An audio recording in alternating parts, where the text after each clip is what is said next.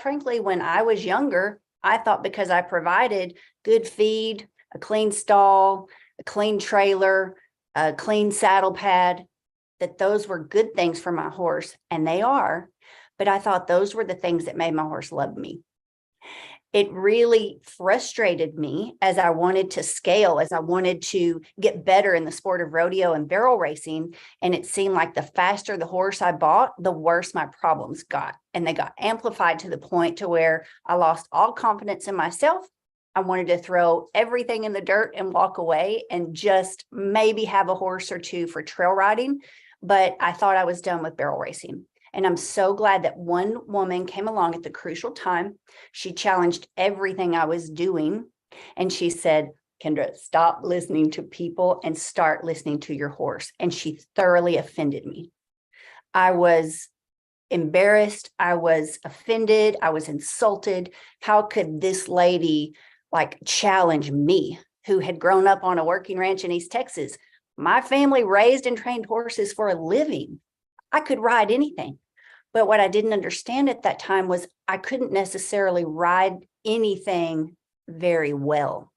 I could stay on, but could I get any horse to respond to me? And did I really have that connection that I wanted, that deep friendship? So in honor of Valentine's Day, let's talk about love. We're at episode 21, thanks to Life Enthusiast. My co-host here is Martin Patella. Hey, Martin, happy Valentine's Day. Yes. Where's my rose? Huh? It's in the mail. It's in the mail, right? It's in the mail. Yes. Lots of love coming at you from Horse Country, USA. Our moderator, Lori Roth in Nacogdoches, Texas. Hey. And we're going to have a roundtable discussion today. Leanna, our rock star neuroscientist. Ray, I'm glad to have you back. Amazing to be here. Happy Valentine's Day. Thanks. And you're at the ranch with Michael Richardson. Michael, I'm so excited to have you included in this week's discussion and learn more about your experience, your show that was on RFD TV, The Gift of the Horse, right? Correct. Yes, correct. Well, what a great opportunity today that we get to gift our horses by becoming a more educated and more knowledgeable rider. So let's just dig right in. Michael, I'm going to start with you. The most common mistake I see riders make is that they apply too much pressure when they need to be quiet, or Yes. they're too quiet when they really do need to be strong and they need to send a loud, clear message, and the horse is kind of confused. So Correct. what are your thoughts on our opening statements here and the whole idea of, would your horse want to be your Valentine if they could speak English? How do we know? Well, I'm honored to be here. Thank you for the opportunity. And I think it's appropriate being on Valentine's Day and talking about love. And does your horse, you would surely like them to love us, but do they even like us? And I think the biggest thing is the horse is the ultimate teacher. And when you're talking, you can talk to as many people as you want. But if you don't listen to the horse, you're behind. And I think my perspective, approaching it from a chair and being hurt and sustaining a spinal cord injury, really enlightened me in so many ways as it pertains to the horse, because I couldn't use more muscle, more force. And like you, I didn't think I was doing that. But I was. And when that wasn't an option anymore, I had to do a couple of things. One, I had to surrender to myself the old way, the way that I grew up doing it, and the way my dad taught me, and all of these things. And then I also had to surrender myself to the mindset that came along with being able-bodied. So with that being said, once I surrendered myself and just looked to the horse as the teacher, what can you share with me? How can we establish a line of communication that we can have this interactive relationship with? It's not a dominant submissive, although we see that more times than not, and that's unfortunate, but it's important that what y'all are doing, Kendra, and with Stall High, is bringing more attention to the mindset and the overall mental aspect of the horse, and how do they process information. And we need to be open to how they learn. So getting back to my perspective is I just try to set things up and offer it to the horse. And then I sit back and I say, can they come to that? Do we have enough of a relationship and establish that line of communication that the horse feels comfortable enough to be able to come to whatever that may be, coming into frame, coming into a mindset, pardon me, coming into a mindset that's going to be conducive to learn. And I always say it's not training, it's educating. And we want to be open to being educated and learning ourselves, because if we're not open to that, how can we expect the horse to be open to it? And so that's the way that I approach it. That's good. That's really good. I do say, I've been saying it for a few years in my clinics. If we expect our horse to engage their hindquarters, we must be willing to engage ours, because they mirror. When they feel that shift, they shift as well. But people get frustrated, like, why isn't my horse using their hindquarters more? You haven't told them to. You think you did, but you really didn't. So you paralleled that whole concept by saying, if we expect our horses to learn, we have to be willing to learn also. Absolutely. And it's incredibly humbling. You know, like what you were saying, when that lady said that to you, it's like, what in the world? How could that be? And I've realized that if a long time ago, and it's still a work in process, but surrendering myself to the possibility of whatever the horse offers, and be appreciative of what they offer, and then try to take that and just guide it, but don't force it.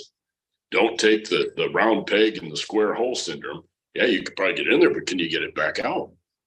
And if you do get it back out, what state is it in?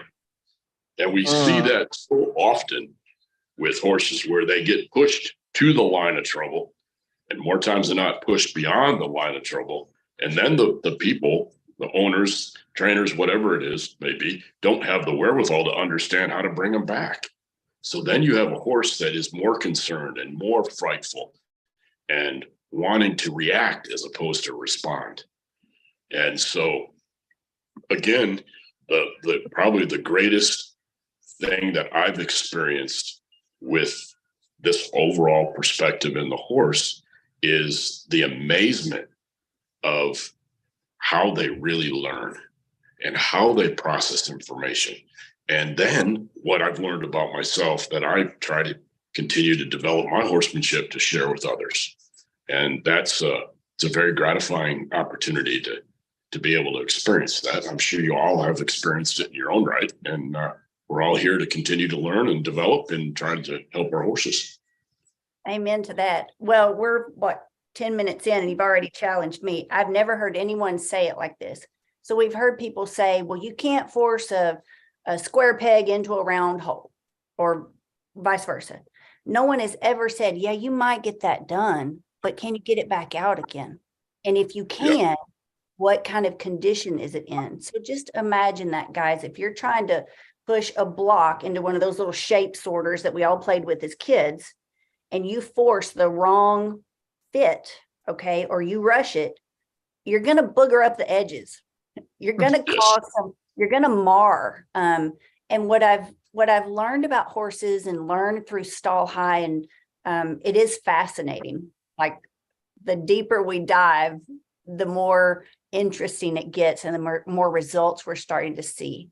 I didn't understand how those exterior blemishes or those moments were creating emotional injuries.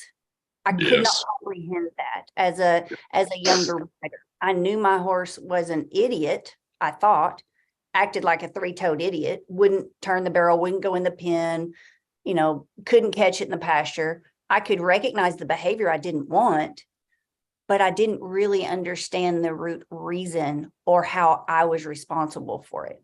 And that's a tough pill to swallow. Oh, man, it is. Oh, sure is. But the enlightenment that comes at the end of that is incredibly gratifying. And you start to see these horses like just a glimmer of that light starting to illuminate. And then it just gets brighter. And the horse will tell you everything you need to know, good, bad, or indifferent. It's up to us. What are we going to do with it? And, you can't help a horse unless you can help yourself. Mm-hmm. And again, it's hard to look in the mirror and say, I like what I see, or I like what I did, or I didn't do, and own up to it. But the horse will tell you. And again, I think the opportunity to approach it from my perspective has developed and brought great enlightenment. And I feel very blessed to, have had these opportunities and continue to. Well, thanks for sharing them with us. And we're just getting started. So Leanna, you are privileged to actually be there on a more regular basis. You're at Yes. Michael's ranch with him. You get to see what we don't. Right. What have you witnessed in regard to our conversation today in Michael's educating horses? I love that. Instead of training, he's educating. I love that because there's so many opportunities. It's that every moment, every experience that we enter into is opening us to the capacity to learn new things about ourselves and about the world around us through our horses. Coming from my background in relational neuroscience and interpersonal neurobiology, we understand that communication happens nervous system to nervous system, right brain to right brain. And our right brain and our nervous system has no access to words, to language, in terms of a verbal language. It has a very robust language in terms of felt senses, in terms of the state of our nervous system, and that our mindset in terms of the right brain that thinks in terms of metaphor, bigger picture, it thinks in colors and all kinds of enlivened ways. And when I met him a year ago, I thought there's no better experience than with a horse that can show the power of what communication feels like, looks like in terms between of the person and the horse. And what does that create? And as my colleagues, Deb Dana, and she's one of the legends in the field of neuroscience of polyvagal theory. And she and I discussed it for over a year. I'll be posting some talks with her about our vagus nerve. And our horses have a vagus nerve. Mm-hmm. And that vagus nerves allows us through our resonant circuitry, through the cranial nerves of our face and the horse's face. That's what allows us to be in our social engagement system. That's what allows us to create a sense of safety and a sense of connection. And when I observed him and his horses and the way he worked with horses through the groundwork and on the saddle, mm-hmm. I began to understand how he was shaping a nervous system.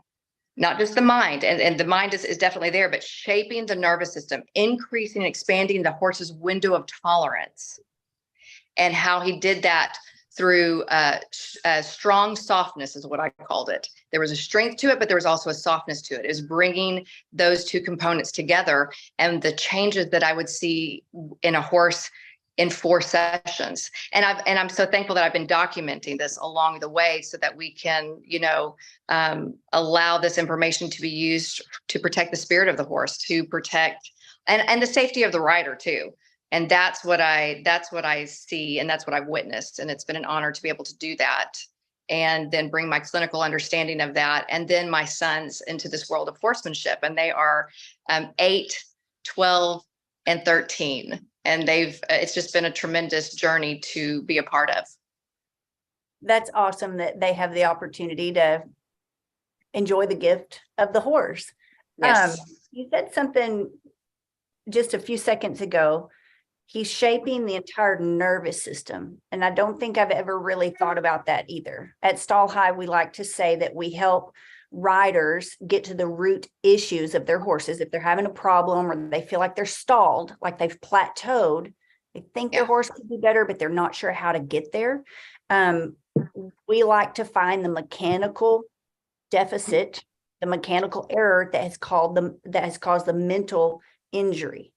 Mm-hmm. So we talk a lot about the mental value, the value of mental health in our horse, as well as physical conditioning. But you just said it's not just the mind.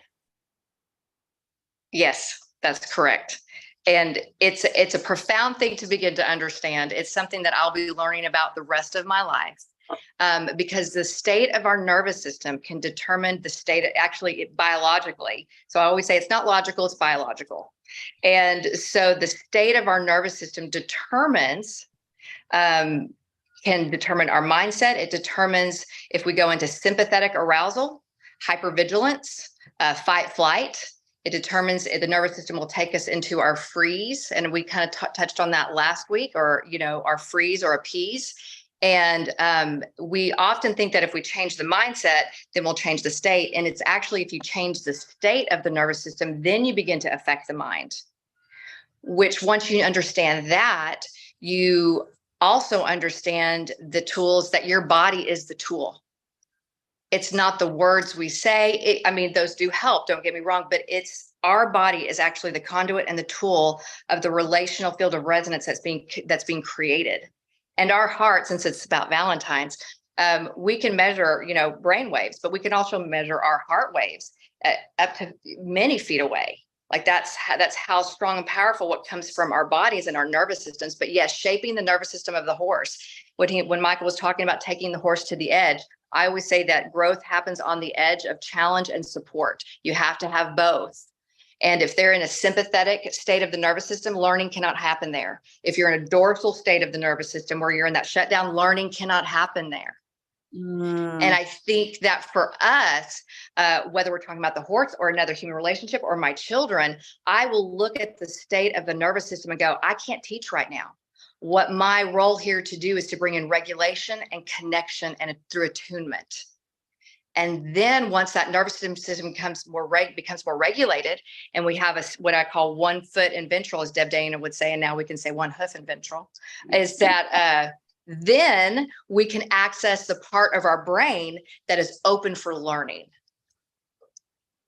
Martin, I bet you have something to interject here. This is right up your alley with the whole system. It is right up my alley. And what's really interesting is that we can affect the balance in the autonomic nervous system through so many pathways. One being, as a human chiropractic, for example, you could have a misalignment right up here at the outlet and throughout the body. Mm-hmm. So horse, they all need adjusting too, right? Yes. And then the other part that's really is important is the nutritional.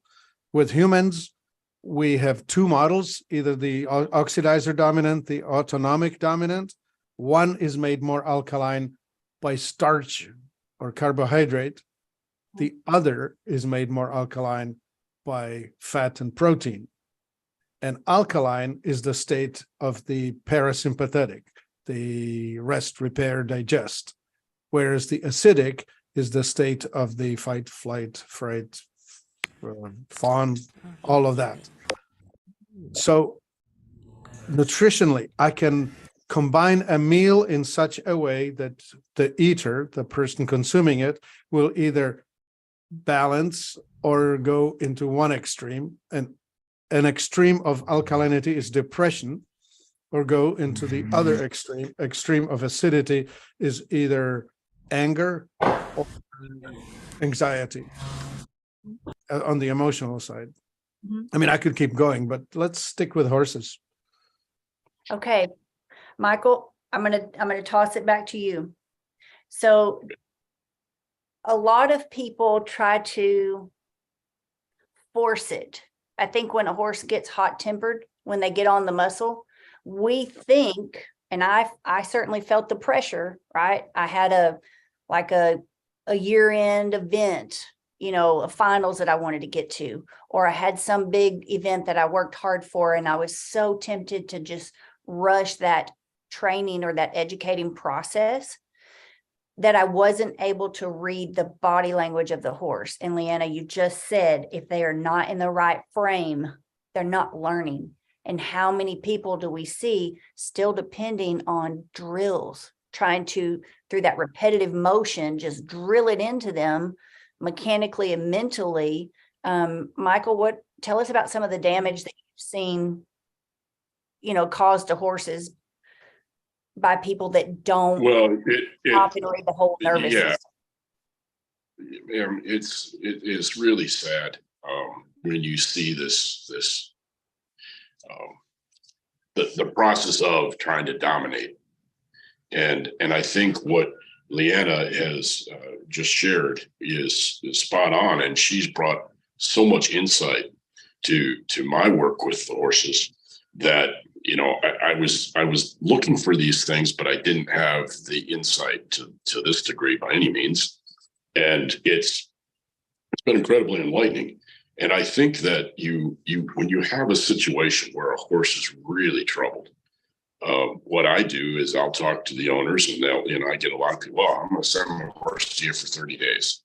And I said, well, I appreciate the fact that you'd like to send the horse to me, but what is your commitment in the process of you sending this horse to me? Well, what do you mean? Well, I'll come, you know, when he's done. Well, no, that won't work. Because if you're not involved in the process of seeing these horses from a troubled state, getting to a place where they're finding some refuge, then you're missing the process. So the horse is going to go right back to that situation. Not that the person's intention, pardon me, their intention, but the fact that they haven't seen this process. So you know, you've got two entities that you're trying to become one with. So when we have those situations, I talk to the owner and try to enlighten them, and I'll just start the horse over.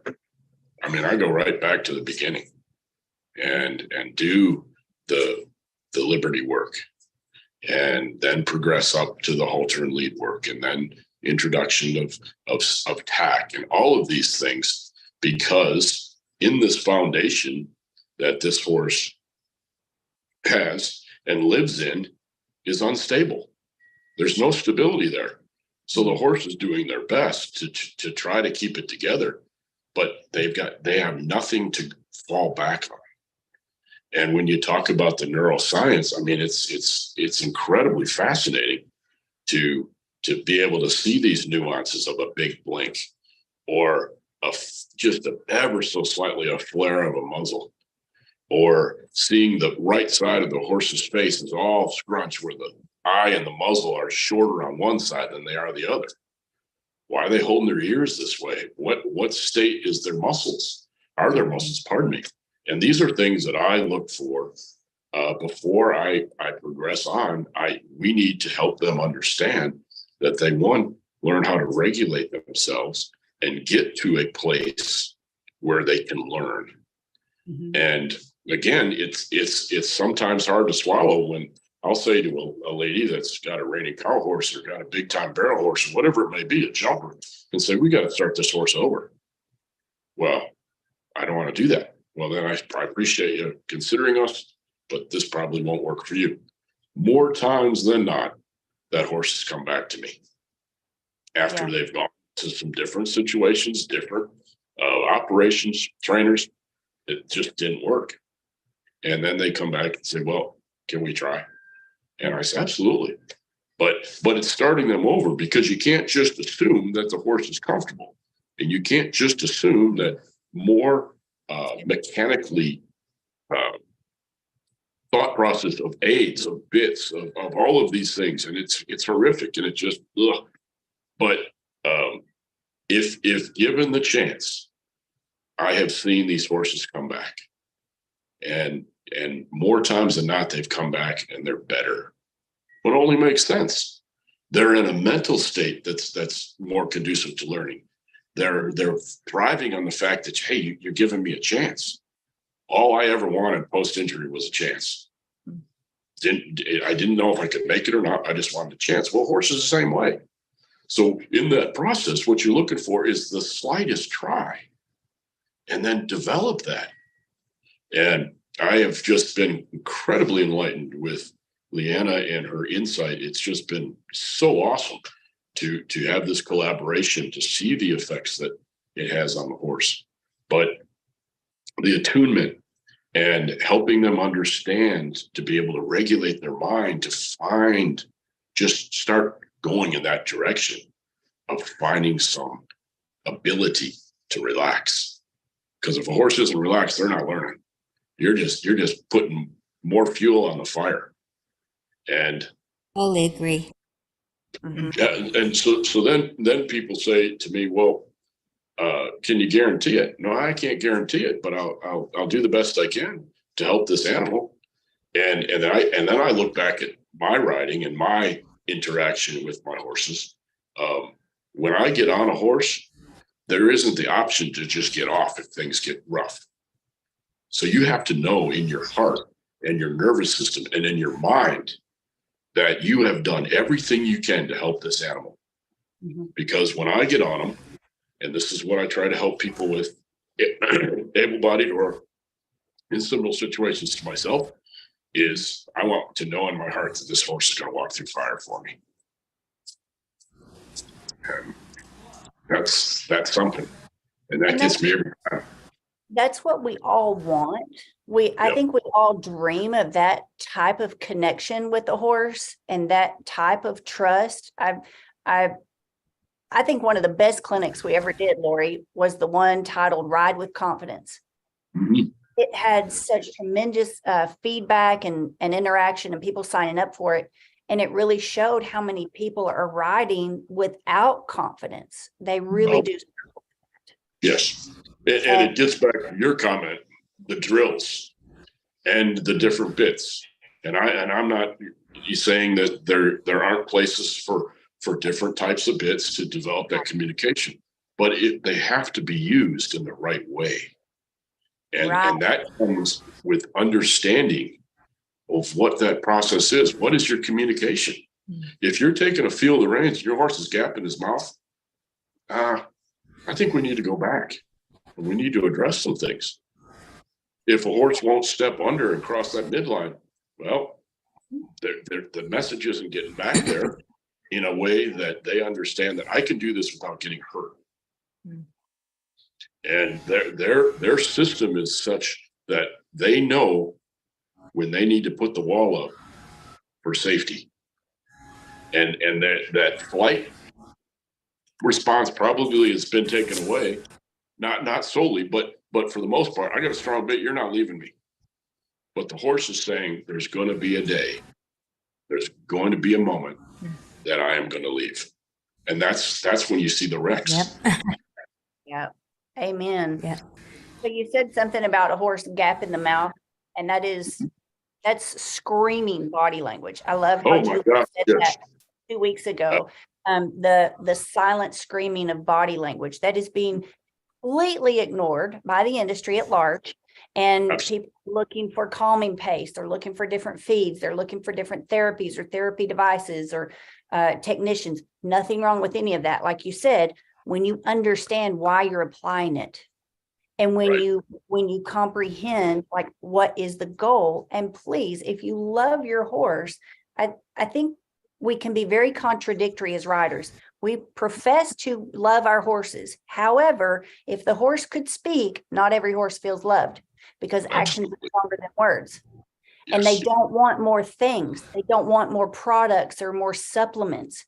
They want relief. They want release from the pressure. And I've said this multiple times, and I'll say it again.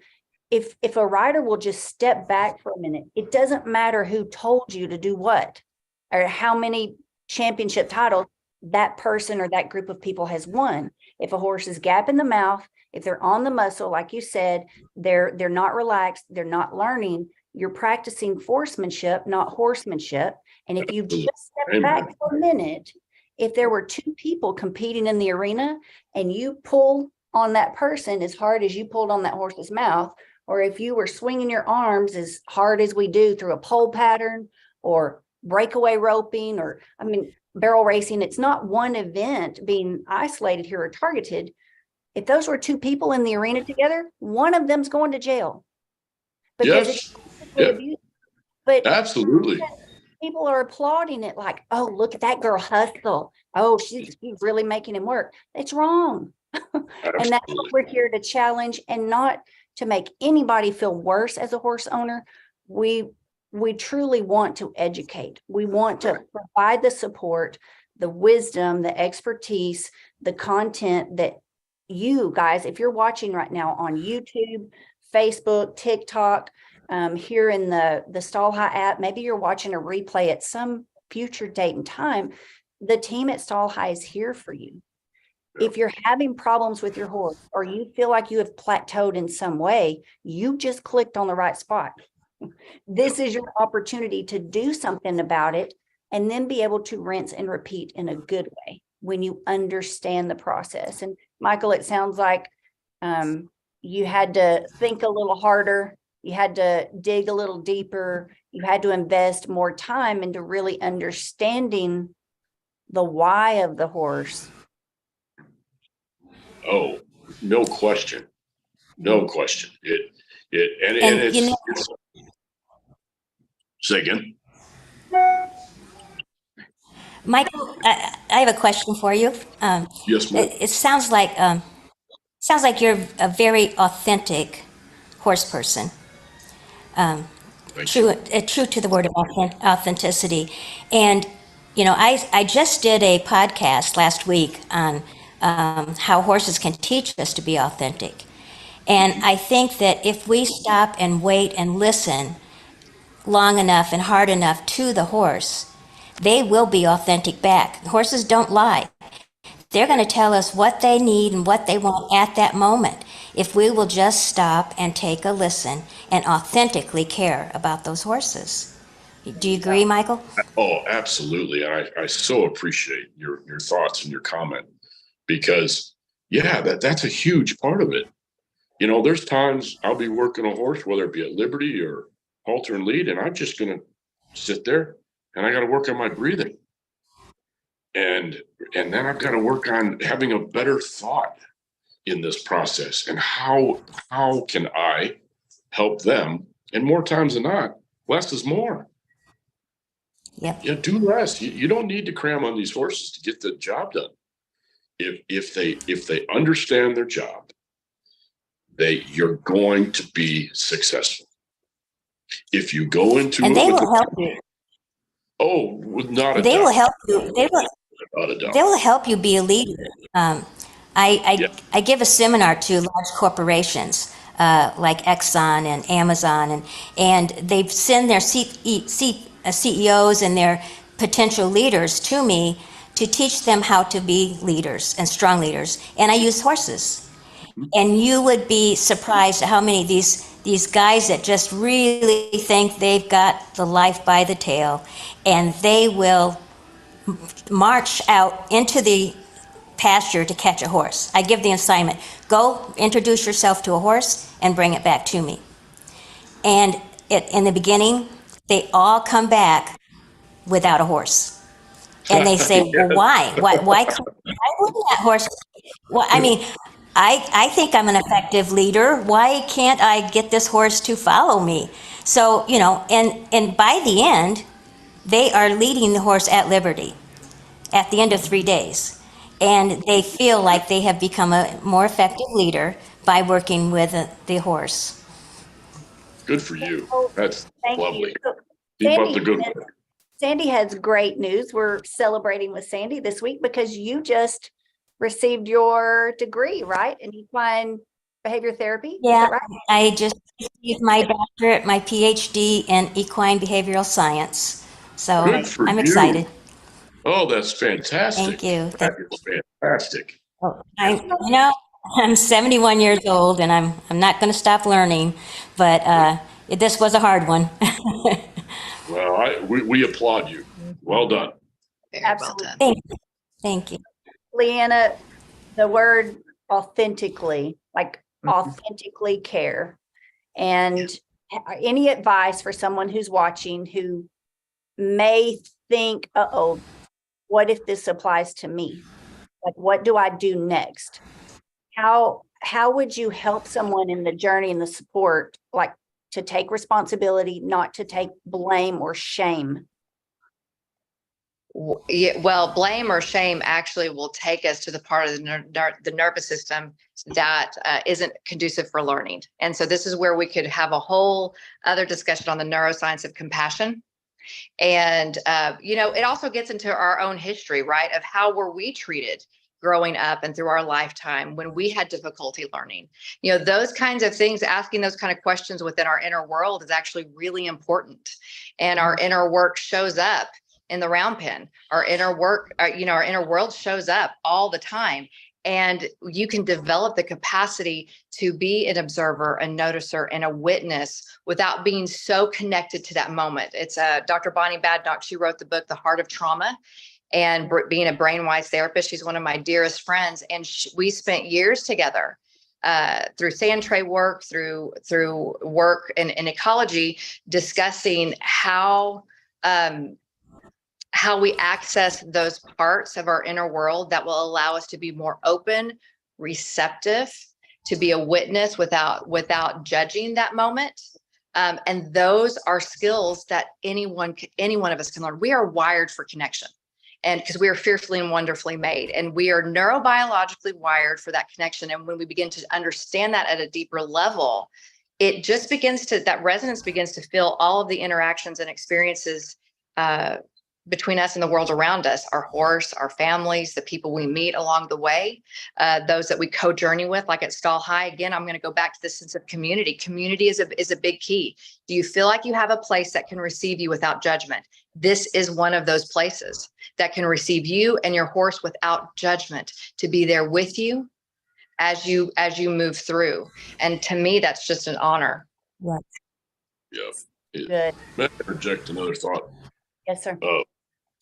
She alluded to her boys, and it has been such a godsend to see these boys develop these skills that they're working on and see the effects that it's having.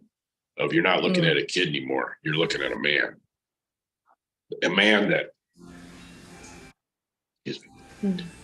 that's got the feel in their heart to help these wonderful animals. And it has been an incredible opportunity to see the development and the growth from her youngest to her oldest, and accountability, but compassion. The compassion that they already had it, but that's being allowed to develop, that they're having not only for themselves, but seeing it in the work and the compassion for the cattle and the calves and the horses, and the way that they interact with their mom, which is in and of itself is phenomenal.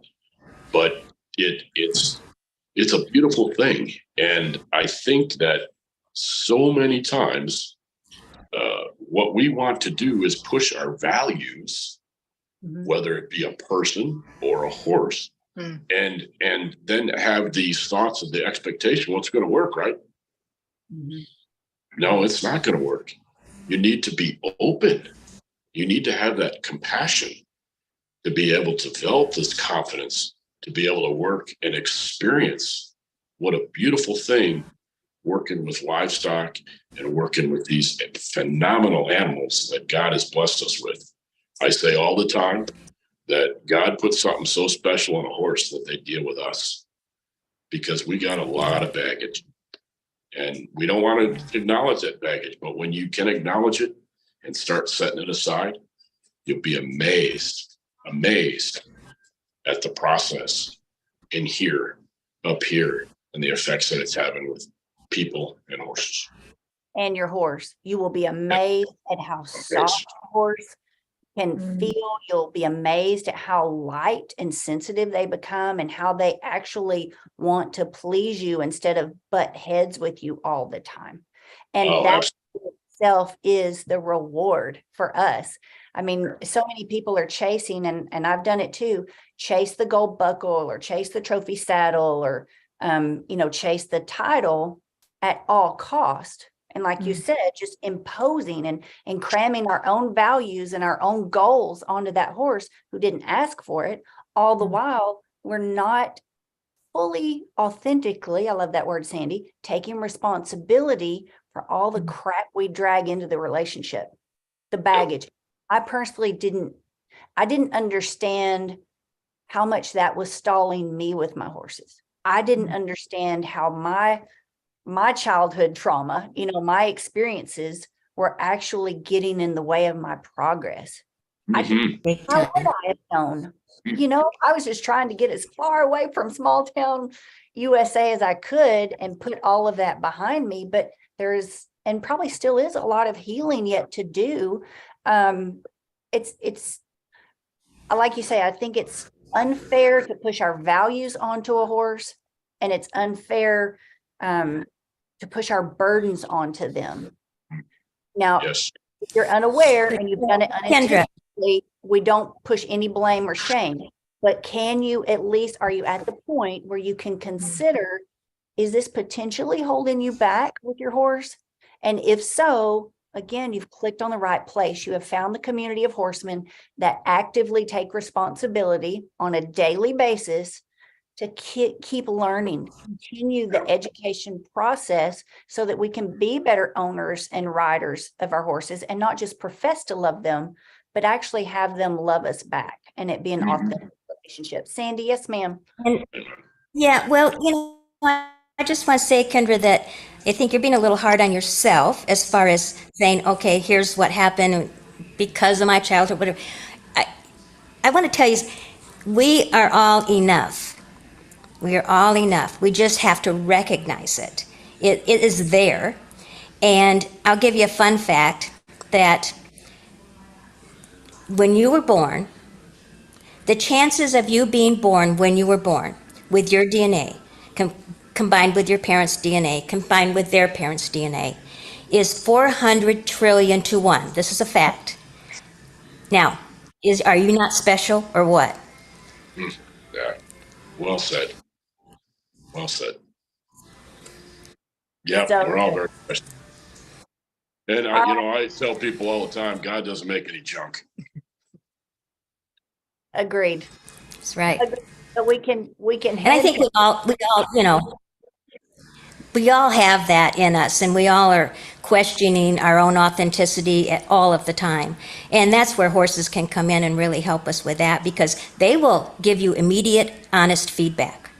There's no agenda. So as soon as you do something that isn't authentic, they'll let you know. And then it'll let you question, and it'll let you correct and edit. correct and edit. All right, Martin, let's land this plane. Well, this has been all in the range of emotional health and capacity to observe and being able to actually see. Many of us are just simply not trained well enough to stay out of our own heads to actually observe what's in front of us. Like, I really like how Leanna was putting the words in, saying, if you're in fight or flight, you're not learning. You're not even observing correctly. You're not even able to see the world for what it is, because you're just panicking and trying to find an escape way or something like that. So I don't know. I mean, I'm in the nutritional side of things, and I mean, I've had to do my own personal journey as far as helping your clients with my stuff. That would be, call me and talk to me about your body and how it's messed up, and I will help through listening and hearing you adjust the stuff that you're doing so that you can do better. That's my take. Like, I don't have a whole lot to add to the learning to be a better person. This leadership training, this responsibility, the respond rather than react to reality, all of that, those are just awesome points that should be remembered and recognized. And I do that all day long with clients, always remembering, oh yeah, this is not about you, it's about them, and get out of your head and listen more. And Yeah, you just hit a that bullseye. goes for client relationship, horse relationship, mate relationship. It's everywhere in your life. Yes, and you just said it's not about me, it's about them. And for so long, the horse relationship is about us. We want what we want out of it. And we don't really stop and think about, what does the horse want? So good. It's not just about us, it's about them. So Martin, you did say something, you elaborated on what Leanna said earlier. When you're in that fight or flight mode, if you're not relaxed, you're not learning. That's what Michael said, but you're not even observing correctly. And that can be a tough pill to swallow. That's an excellent statement. I think we all can be challenged by that. Are we thinking straight? Are we thinking truly, authentically thinking in the best interest of the horses that we obviously want to provide the best care for? You wouldn't own them if you didn't love them. Nobody intentionally goes out to cause harm to a horse. It's being done unaware. And that's what Stallby and the team here is about, is to bring awareness, to bring these tough conversations to the table, to the industry, so that we as horsemen can keep learning and keep learning about the impact and the effect on horses. So this has been a really, really good one. And Martin, you said, as far as, you know, your job here, your role at Stall High is really to provide support for the rider, physically. A lot of times, I mean, I honestly never heard, if I just drink something green before I run, I'm going to be more relaxed. I didn't know those things. There are so many things that you have in your toolbox of wisdom and experience that we don't necessarily think it could be that easy.